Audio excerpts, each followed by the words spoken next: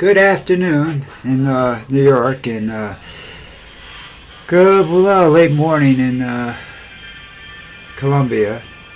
So what happened this weekend? I watched a lot of football. I watched my Giants play, and that's like, oh, is that bad? I mean, their quarterback isn't that great, but the coach was calling the plays, and I think he needs maybe coach high school football for a while. Maybe he'll learn something.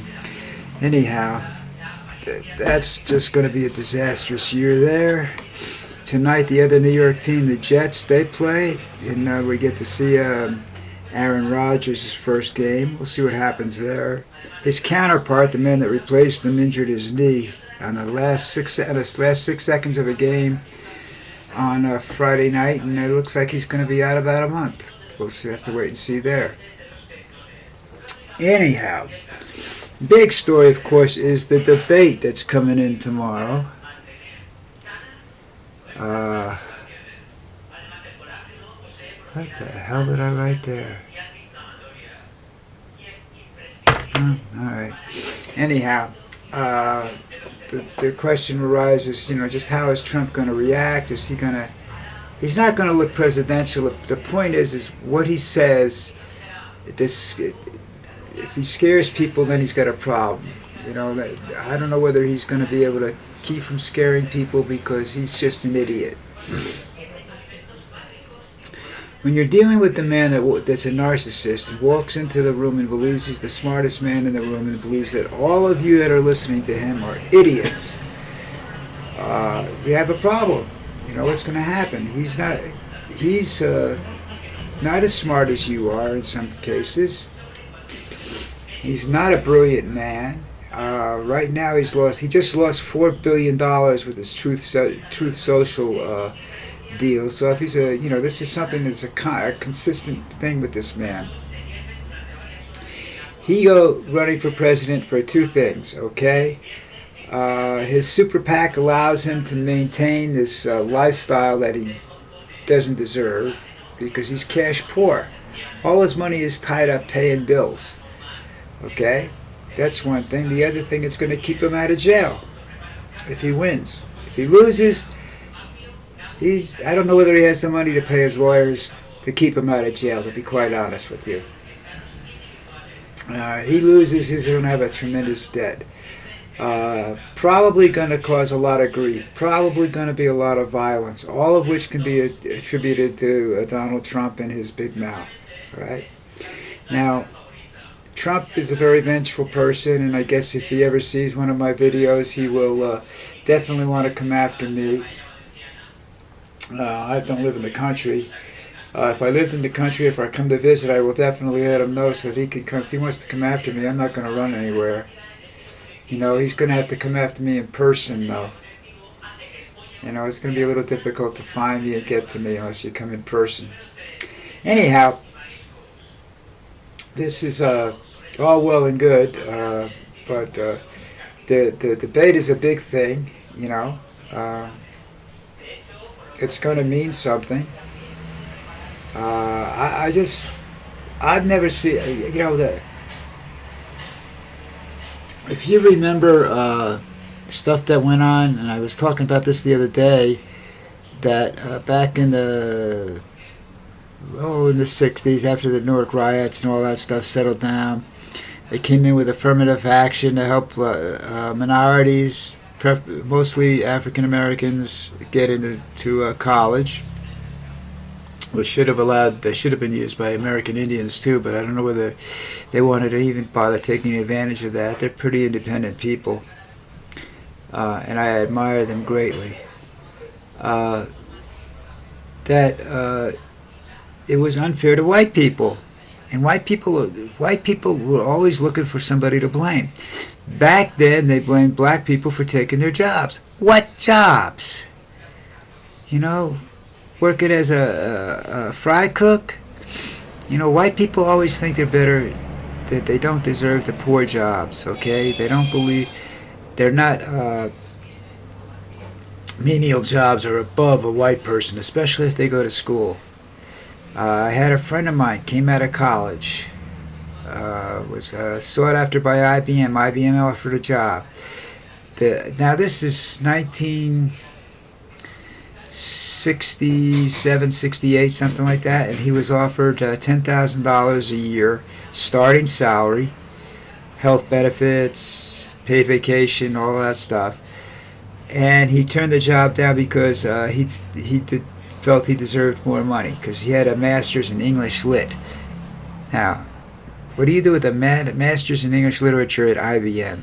All right, come on, that master's is not worth anything to IBM. Just shows that you're persistent in trying to get yourself ahead. He made his money in illegal activity, okay, in the narcotics trade at the time, and he became a millionaire and at an early age, and he retired, I think, at the age of 40. You know, I don't think he's around anymore. I lost touch with him. We're the same age, but I don't think he's around anymore. I'd be surprised if he was, for a lot of reasons. He was a nice guy. He was a great guy. He was a good friend. You know, that was the end of it, you know. But that was his thing, you know. But that's an example of where people back then thought they were worth more than they are. Okay, what are you worth? You're worth what you can bring to the table and what somebody's willing to pay you to bring that to the table, you know. You can't walk in and say, "Well, I'm worth $500,000 a year. You don't give me that, I'm leaving." In most cases, they will let you walk. Unless you have an Einstein mentality and unless you have a proven track record of using that mentality. You've invented something. You've got a patent or something like that they can steal from you, you know? So black people really weren't stealing those jobs, all right? Now it's immigrants are taking your job. Yes, they are, but they're Indians, Pakistanians, Asians. They are not Latin Americans. Latin Americans take the jobs, the menial labor jobs, because their educational system can't match the rest of the world. Okay? And those that become educated go back and try to help their country, which is something, you know, God forbid somebody in this country should do. But you have Indians taking up the greatest source of doctors in the United States for the United States is India. Not the United States, India. That's where most of your doctors are coming from now. So those are the immigrants taking jobs. But I don't hear anybody saying anything about that, you know. Nobody says anything about that. This is all about Latin America. Now, I live in Latin America, okay? It's like 1950s America. They haven't even got to the 60s yet. It's a lot of gang warfare, a lot of street gangs, a lot of drugs. You know, they control the country more or less. This country, it's the same all over though. You know, it's poverty. You have extremes. There's no middle class in South America. There is those that have and those that don't, and that's about it. You know, rich people don't live in South America. Okay, the Galecki family owns all the banks that operate in Colombia. The banking laws were so tough that almost all the American banks pulled out. Okay, there was when I first came down, there was HSBC. I can't remember the other two big banks, but they had huge skyscrapers in Medellin. They're vacant now. Galecki bought HSBC's assets, plus then he had a bank buy it, then he bought the bank. And he owns about 5 banks in the United States. And he's a billionaire, and he doesn't care. His banking policies hurt this country badly, but that's, you know, another story. You have people like that in America. You know, they listed in an article in where I read it, Rolling Stone. I read a lot of articles in there.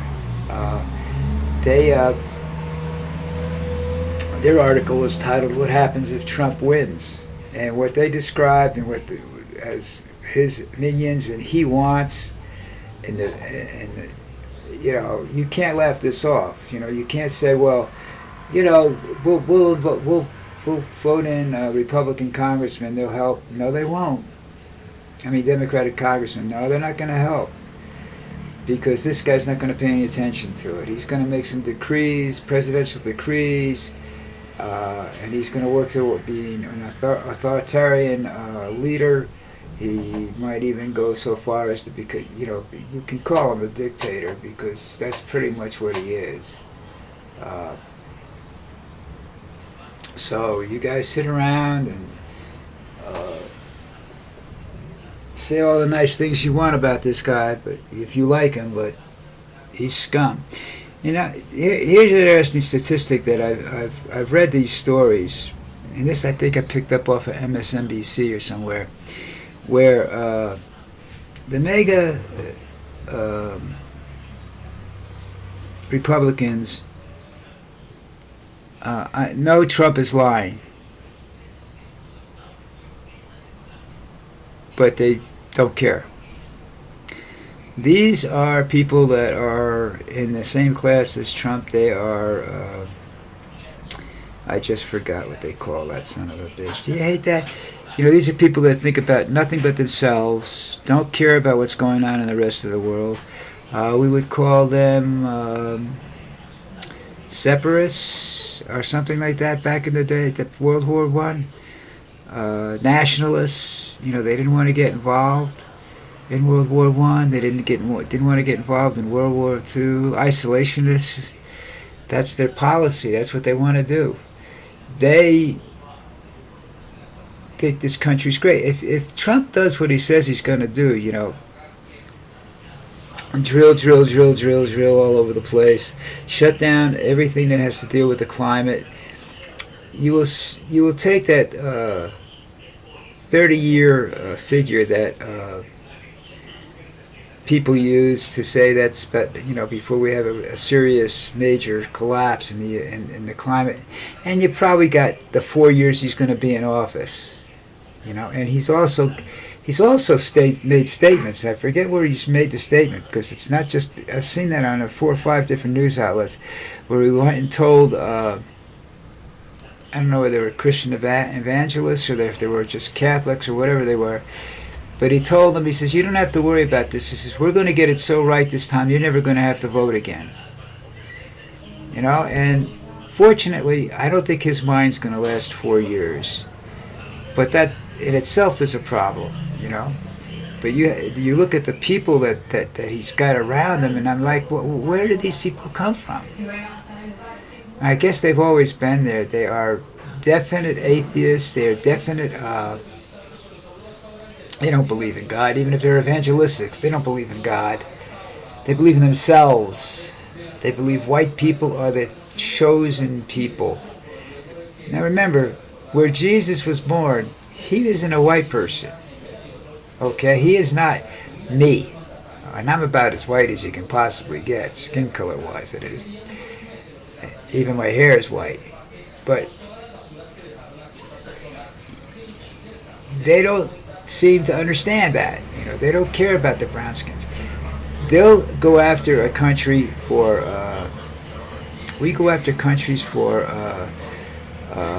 genocide towards their native people, yet we've committed genocide, we still are, to a certain degree, against the native people of the United States. The Sioux, the Apache, the Comanche, the Arapaho, Cheyenne, all of those people. Why? Because they were better at fighting than we were. And they saw us as liars, and they were right. Trump's predecessors lied the shit out of it to get this country. They stole it.